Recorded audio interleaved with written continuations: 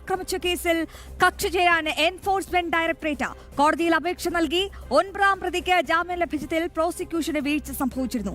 ഈ സാഹചര്യത്തിലാണ് ഇഡിയുടെ നിർണായക നീക്കം. ജനം ഇംപാക്ട് വിവരങ്ങൾ നൽകാൻ വിനീഷ് ചേരുന്നുണ്ട്. വിനീഷ്, വളരെ നിർണായകമായ ഒരു മൂവ്, ഒരു നീക്കം അതാണ് എൻഫോഴ്സ്മെന്റ് ഡയറക്ടറിന്റെ ഭാഗത്തു നിന്നും ഉണ്ടായത്.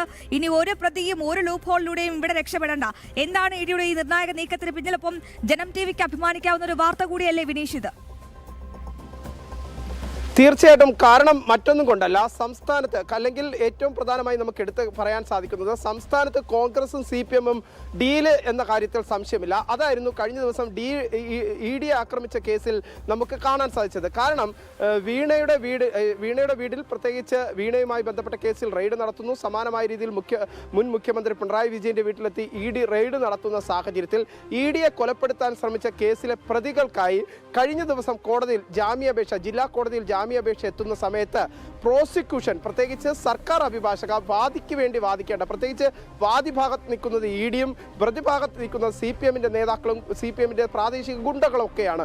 ഇവർക്ക് വേണ്ടിയിട്ട് പ്രോസിക്യൂഷൻ വാദമുയർത്തുന്നു, പ്രതിക്കായി വാദമുയർത്തി. അങ്ങനെ 9-ാം പ്രതിക്ക് ജാമ്യം കിട്ടുന്ന സാഹചര്യത്തിലേക്ക് കാര്യങ്ങൾ എത്തുന്നു.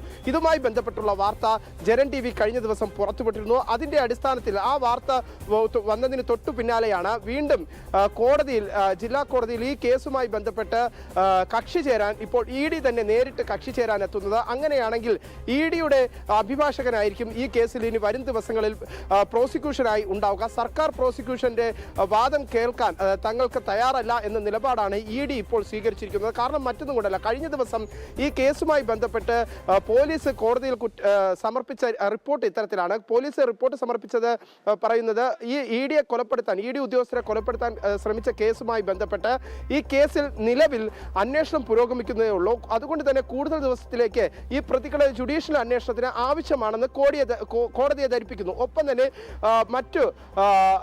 ഈ അക്രമത്തിന് നേതൃത്വം കൊടുക്കുന്ന സമയത്ത് ഇവർ ഉപയോഗിച്ച ആയുധങ്ങൾ, പ്രത്യേകിച്ച് വടി, കല്ല് ഉൾപ്പെടെയുള്ള ആയുധങ്ങൾ ഇതുവരെയും കണ്ടെത്താൻ സാധിച്ചിട്ടില്ല. അതുകൊണ്ട് പ്രതികളുടെ ജുഡീഷ്യൽ കസ്റ്റഡി നീട്ടണമെന്ന ആവശ്യം പോലീസ് കോടതിയിൽ വാദമുയർത്തുമ്പോൾ അതേസമയം തന്നെ സർക്കാർ അഭിഭാഷക അല്ലെങ്കിൽ പ്രോസിക്യൂഷൻ നിലപാട് സ്വീകരിക്കുന്നത് ഇത്തരത്തിലാണ്.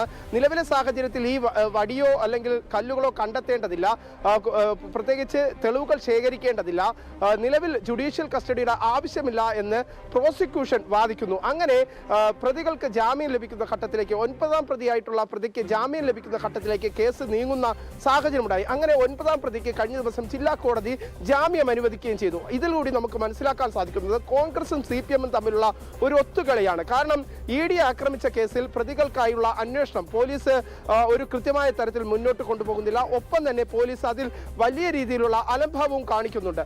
ഒപ്പം എടുത്തു പറയേണ്ടത്, കോടതിയിലേക്ക് കേസ് എത്തുന്ന സമയത്തും കോടതിയിൽ വാദിക്കേണ്ട അഭിഭാഷക, പ്രോസിക്യൂഷൻ പ്രതികളുടെ ഭാഗത്തേക്ക് ചേർന്നുകൊണ്ട് പ്രതികൾക്ക് അനുകൂലമായ സാഹചര്യം ഒരുക്കുന്ന ഘട്ടമുണ്ടാകുന്നു. ഇതുമായി ബന്ധപ്പെട്ടുള്ള വാർത്ത, ഇതിന്റെ രേഖകൾ, പ്രോസിക്യൂഷൻ കോടതിയിൽ വാദിച്ച വാദത്തിന്റെ രേഖകളടക്കം ജനം TV കഴിഞ്ഞ ദിവസം പുറത്തുവിട്ടിരുന്നു.